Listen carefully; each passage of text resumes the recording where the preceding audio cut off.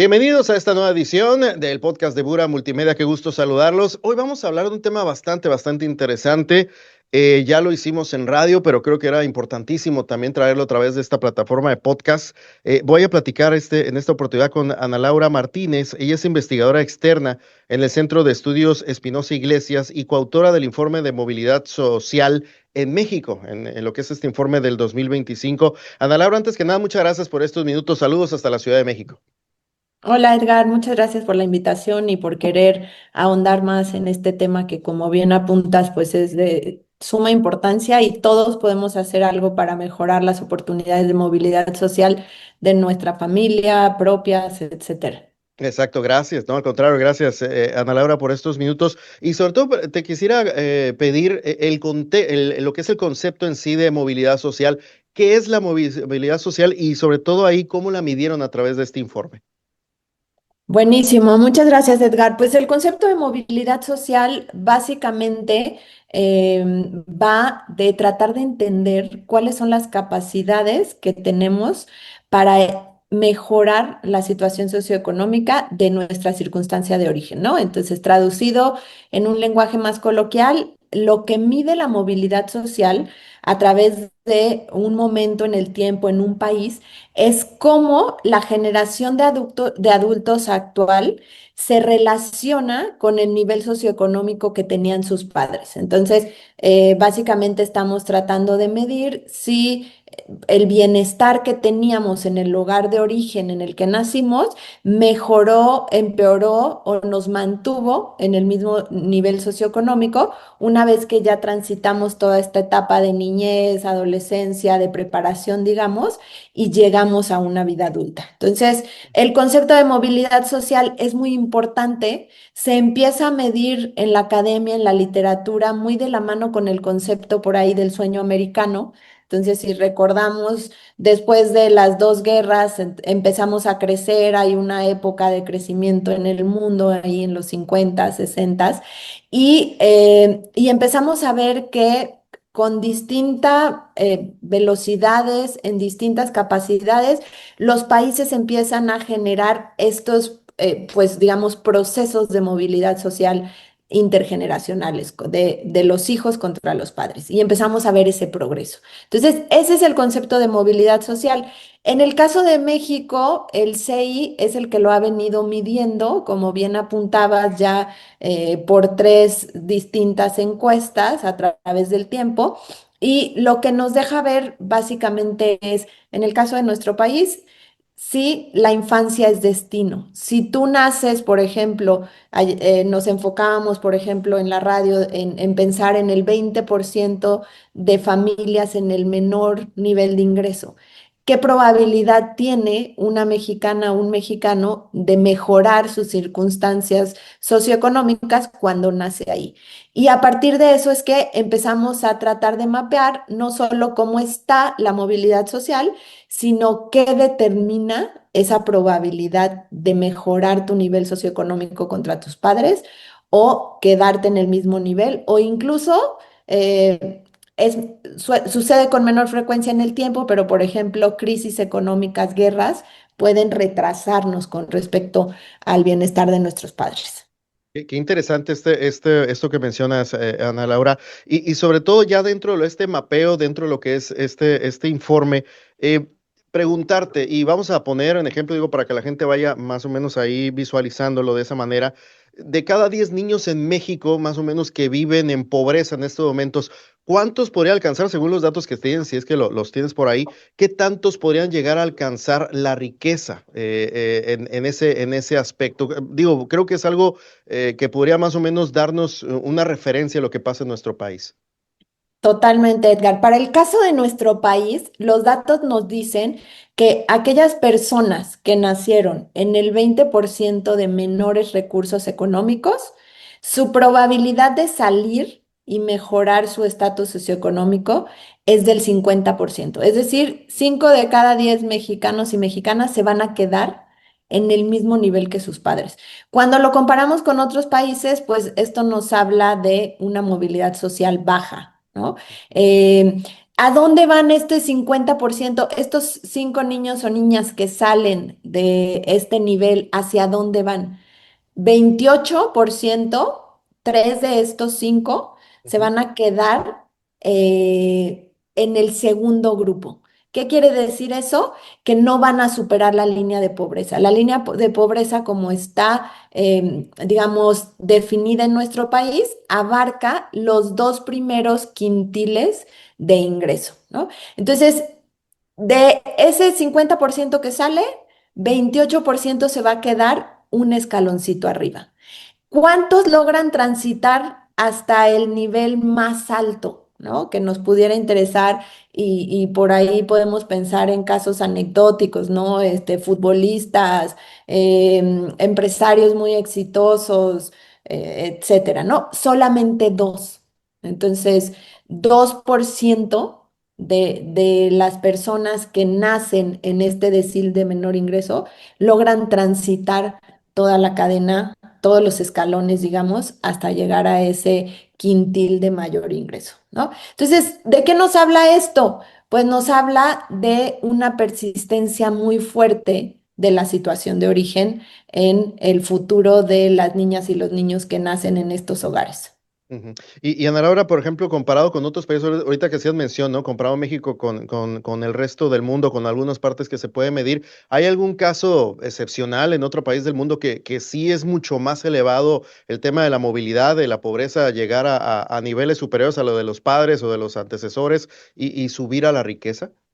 Sí, y ahí creo que vamos anotando a qué permite la movilidad social, ¿no? ¿Qué Ujú, hace que mi circunstancia mejore contra la de mis padres? Y lo que vemos en los países que tienen movilidad social mayor, por ejemplo, hablar de los casos enigmáticos de Noruega, Finlandia, etcétera, en donde vemos cifras mucho mayores que han ido cambiando en el tiempo, pero que promueven una mucho mayor movilidad social, lo que vemos es que importan mucho las oportunidades económicas, pero uno de los, digamos, habilitadores de la movilidad social más importante es la educación.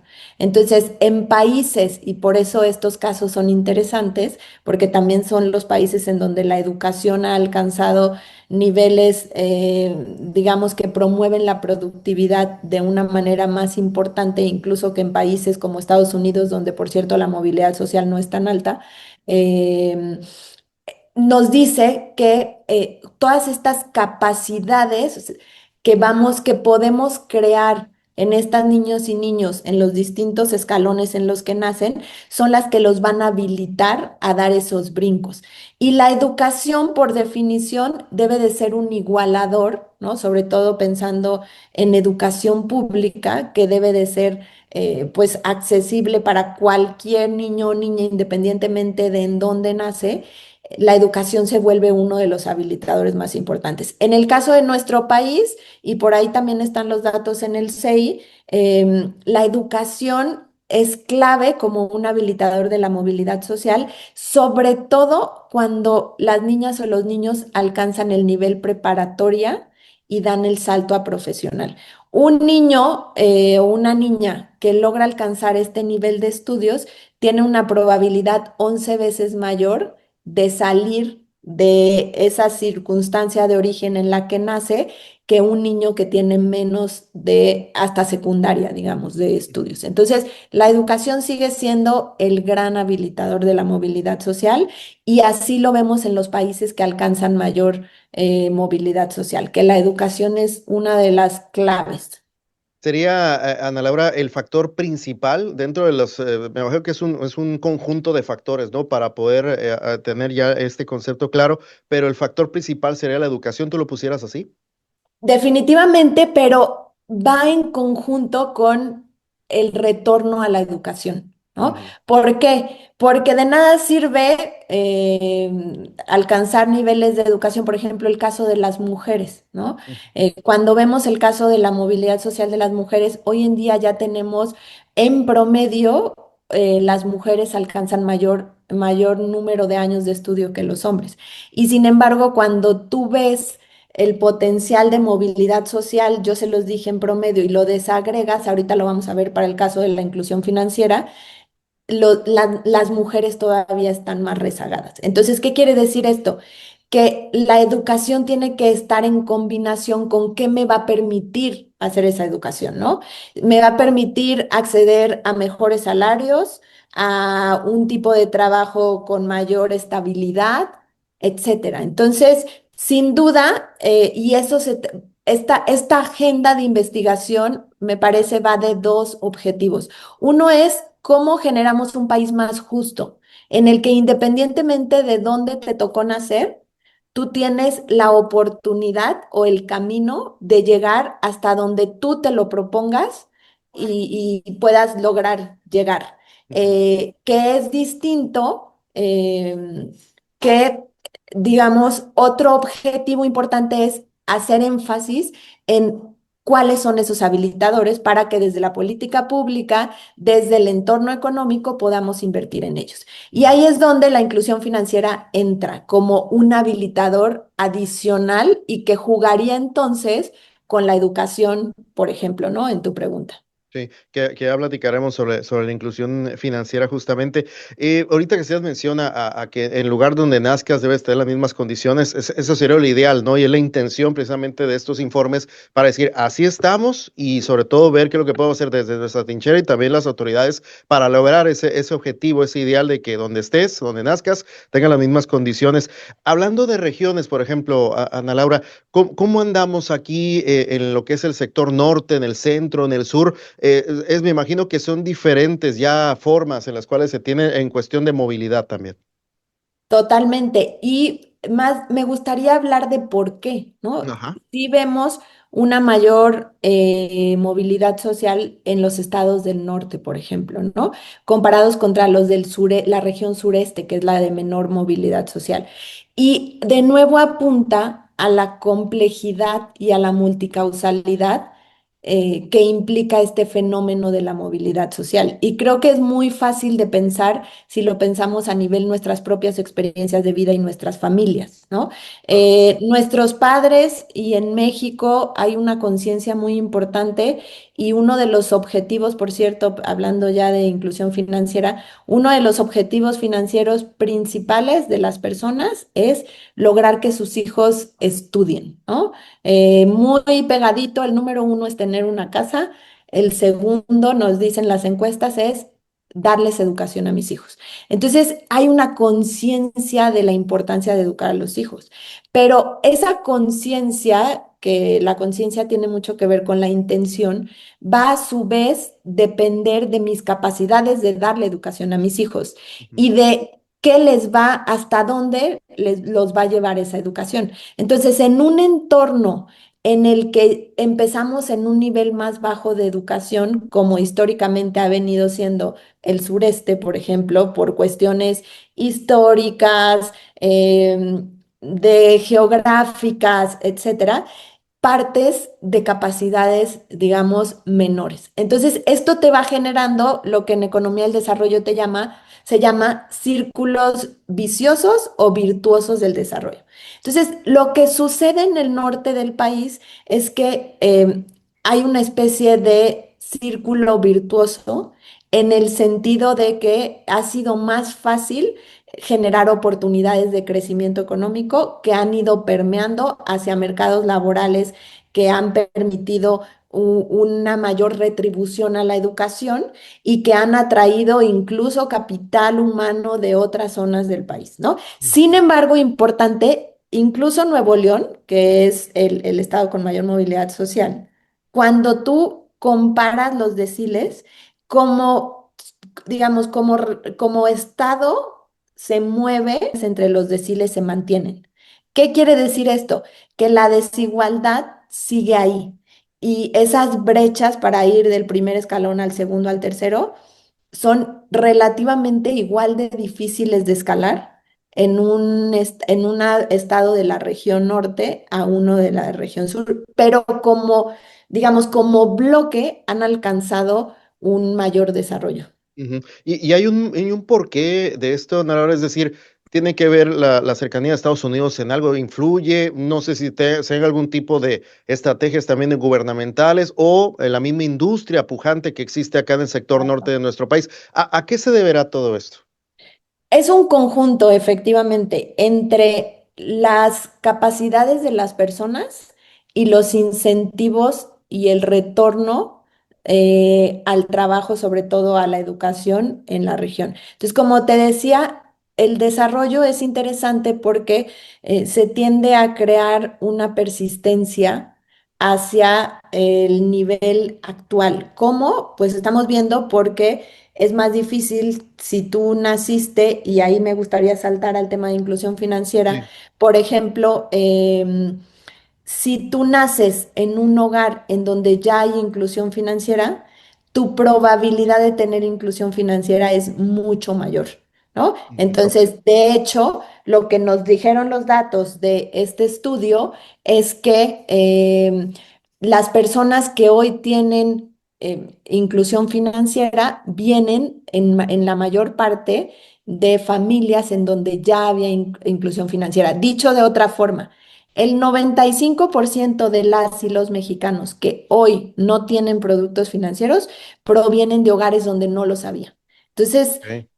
la capacidad de escapar, digamos, esta herencia eh, es difícil, ¿no? Se generan como estas resistencias hacia estos procesos de movilidad social. Y qué interesante esto, Ana Laura, porque pareciera que, digo, por lo mismo que ya pues hemos modernizado incluso la banca, ¿no? Que ya con cualquier aplicación ya tienes ahí la opción de tener una tarjeta de crédito, y entre otras cosas, pues de todas maneras sigue existiendo este desfase. Y sí me gustaría, antes de continuar, que nos digas qué es la inclusión financiera y sobre todo a qué conlleva todo esto, ¿no? La cuestión de las posibilidades de tener una tarjeta de crédito, de tener crédito, de tener una cuenta de banco, entre otras cosas, ¿no? Totalmente. ¿Y por qué lo estamos hablando aquí en este contexto de la movilidad social, ¿no? Sí. Entonces, decíamos, la educación es una de las variables que habilitan la movilidad social, pero hay otras, ¿no? El mercado, ¿no? Estábamos hablando de las regiones, los mercados laborales, etcétera. Por primera vez, en el caso del EMOVI, en el caso de nuestro país, nos fuimos a probar la hipótesis de que la tenencia de productos financieros y su uso es un habilitador de la movilidad social, ¿no? Entonces, ¿qué nos dice la literatura en general? Pues básicamente que utilizar productos financieros es buenos para los hogares. ¿Por qué? Porque me permiten acceder a oportunidades de ahorro que me van a ayudar a ser más productivo en el futuro, a tener más bienestar, por ejemplo, pensando en ahorrar para el retiro, las pensiones, etcétera, porque me permiten tomar créditos que me ayudan a ser más productivo. Si esos créditos los utilizo, por ejemplo, para invertir en algún negocio, en algún capital, incluso nos permiten invertir en la educación de nuestros hijos y generan bienestar también vía reducir el impacto negativo que pueden tener ciertos shocks económicos que pudieran sufrir los hogares, ¿no? Se vuelven más resilientes. Por ejemplo, en la pandemia por COVID, en donde vimos pues un alto nivel de desempleo o de subempleo, la tenencia de productos financieros te ayuda a suavizar ese impacto negativo en tus ingresos y a tener que ajustar menos tus decisiones de bienestar, de consumo, de inversión en la educación de tus hijos, por ejemplo, ¿no? Entonces, digamos que teóricamente hay muchos caminos por los que tener productos financieros te puede ayudar a tener mayor productividad y mayor bienestar. Pero no teníamos los datos específicos más que una correlación entre, efectivamente, veíamos, por ejemplo, en la encuesta nacional de inclusión financiera del INEGI, veíamos una correlación entre mayores niveles de ingreso, mayores niveles de educación, vivir en la región norte y centro y tener productos financieros. Pero lo que nos deja ver este estudio que estamos presentando es que no solo tener productos financieros mejora mi vida, mi bienestar en este momento, sino que aquellos niños y niñas que nacieron en hogares donde los padres tenían productos financieros, eso se refleja en una probabilidad de subir en la escalera de nivel socioeconómico de 3.3 veces más de un niño o niña que nace en un hogar en donde no hay productos financieros. Ok, Entonces, ¿qué nos está diciendo eso? Pues básicamente de esta primera idea que pintábamos, en donde hay una altísima persistencia a quedarse en en los deciles de ingreso menores cuando naces ahí, y que decíamos solo 2% logra dar todo el recorrido hasta arriba. En el caso aislando a estos niños y niñas que nacen en hogares con productos financieros y controlando por las otras variables como nivel de educación, etcétera, ese 2% se vuelve 13%.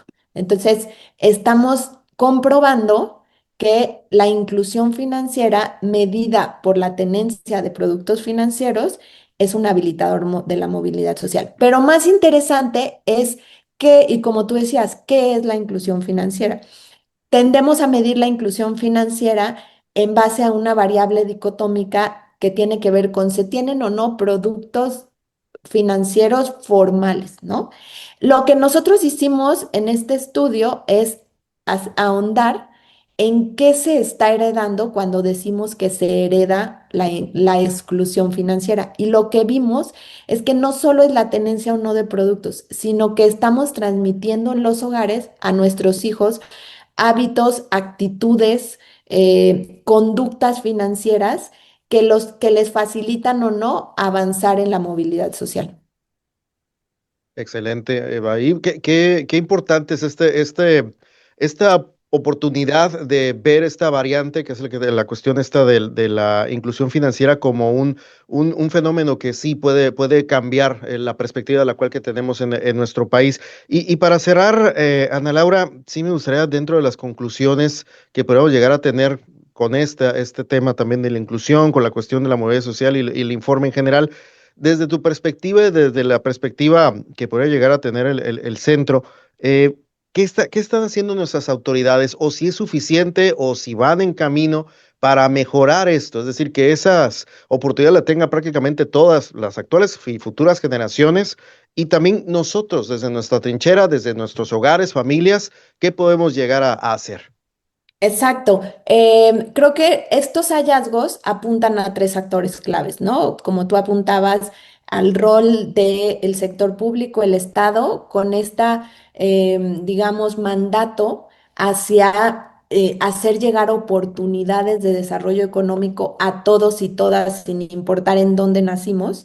Y ahí nosotros encontramos que una de las iniciativas principales tiene que ver con promover la educación financiera a todos los niños y niñas de una manera diferenciada, importante, entendiendo que de dónde vienen en términos de qué hogar de origen vienen estos niños y estas niñas, van a traer diferentes capacidades financieras. Entonces, creemos que un programa de educación financiera en el sistema educativo nacional pudiera ayudar a democratizar el acceso a estas capacidades, hábitos, conductas financieras. ¿Por qué? Porque si no, lo que tenemos, y tú decías, ahora ya es mucho más fácil tener un producto financiero, y sin embargo lo que estamos viendo es que está siendo fácil ir a bancarizar a las personas ya bancarizadas o que viven en entornos bancarizados. Pero ¿cómo le hacemos para llegar a esas personas que en su modelo mental pues no hay esta idea de, pues Sí. mira, un ahorro o tener un afore o guardar mi pensión en el sistema financiero formal me va a ayudar? Entonces, educación financiera, muy importante en la educación nacional, enseñarles y hacer conscientes a los padres de la importancia que tenemos para educar financieramente a nuestros hijos. Ya vimos que la inclusión financiera impulsa la movilidad social. Desgraciadamente sigue siendo hereditaria. Entonces, no solo no está yendo a donde hay que impulsarla más, sino que incluso puede estar abriendo brechas entre los que sí tienen acceso a productos financieros porque sus padres los tienen, que se van separando cada vez más de estos círculos viciosos que te comentaba, en donde se mantiene esta herencia de la exclusión financiera. Y finalmente, las instituciones financieras, que Ujú. son las que tienen los incentivos más alineados para promover el uso de productos financieros y hacer digamos, una promoción de tomar decisiones financieras conscientes. Y esto, lo que nos dice el estudio es que claramente los esfuerzos que hacen los bancos, las fintechs, los neobancos, tienen que estar diferenciados. Por ejemplo, ya no nos dio tiempo de hablar de eso, pero las mujeres tienen digamos, una socialización distinta, incluso en el mismo hogar, a los temas de administración financiera. Y Ujú. esto les va generando a lo largo de su trayectoria de vida rezagos que después se ven, sí, en menor inclusión financiera, pero también en menores capacidades de movilidad social. Entonces, los productos financieros deben de tomar esto en cuenta a la hora de explicarle a una mujer o a un hombre, por ejemplo, cómo funciona una hipoteca o cuáles son los requisitos para tener un crédito, porque sabemos que van a partir de un entendimiento, de un nivel de capacidades financieras distinto. Entonces, súper importante y para la audiencia, todos tenemos un rol aquí. En Ujú. la medida en que nos hagamos conscientes de nuestras propias decisiones financieras, gastemos mejor nuestro dinero, seamos más estratégicos con el uso del crédito, lo cual no significa tenerle miedo al crédito, sino utilizarlo como un habilitador de capacidades. En esa medida estamos ayudando a tener mayor bienestar nosotros, pero incluso las siguientes generaciones. Y también hacernos muy conscientes de qué les estamos transmitiendo a nuestras hijas y a nuestros hijos en estos temas. Qué interesante todo esto, Ana Laura. ¿Y dónde pueden obtener todos estos datos y este informe, Ana Laura? Sí, este módulo de inclusión financiera está dentro de la encuesta ESRU-EMOVI como mencionabas, del 2025. Y aquí van a encontrar no solo este énfasis en la inclusión financiera, sino también estos datos que hablábamos de educación. Hay un apartado que tiene que ver con el impacto de la pandemia del COVID en las oportunidades de movilidad social, temas de género, etcétera. Entonces, los invito a descargar este módulo, la ruta hacia este reporte, la ruta hacia la inclusión financiera, pero también a jugar con todos los datos de la EMOVI y lo pueden hacer entrando a la página del CEI, www.cey.org.mx. Perfecto, de todas maneras lo vamos a dejar también igual aquí en lo que es nuestro podcast para que la gente lo pueda echar un vistazo. Ana Laura Martínez, te agradezco mucho estos minutos para este podcast de Bura Multimedia. Saludos hasta la Ciudad de México. Muchas gracias. Gracias por esta Gracias, oportunidad. Edgar. Un abrazo. Gracias. Igualmente, gracias. Pues ella fue Ana Laura Martínez, investigadora externa en el Centro de Estudios Espinosa Iglesias y coautora de este estudio, de este informe de movilidad social en México 2025, al cual hacemos la invitación para que usted lo pueda consultar. Esto fue este episodio del Trago Amargo. Nos vemos la próxima semana.